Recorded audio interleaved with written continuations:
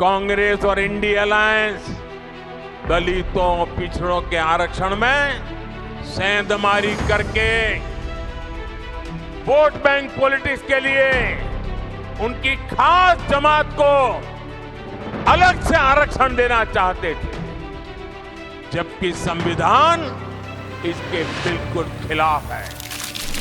Namaste, friends.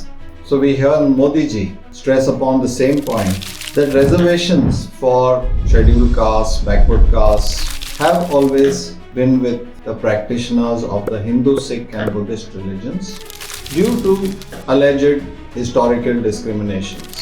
This is by definition. And what this has de facto done is that the benefits of reservations to the scheduled castes and to the backward castes have largely stayed to the adherents of the Hindu, Sikh or Buddhist religions. और अब हाल ही में हम देख रहे हैं कि कर्नाटका ने सारे मुसलमान segments, all Muslims from Nawabs to mechanics have been clubbed under the OBC reservation. Doesn't the Karnataka government know that this is illegal and will not pass muster with the Supreme Court? I'm sure it does. Yet, providing this reservation for Muslims under OBC is a sound electoral tactic, and that is what is important in today's day.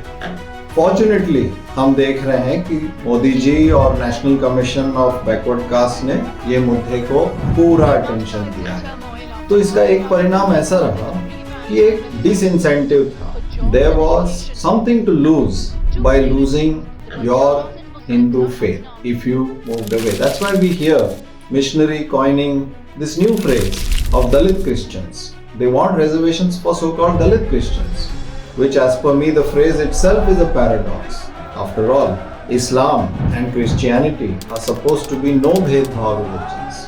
So why this reservation demand for Dalit Christians? So that their conversion activities get a boost by the removal of the disincentive for leaving the Hindu faith.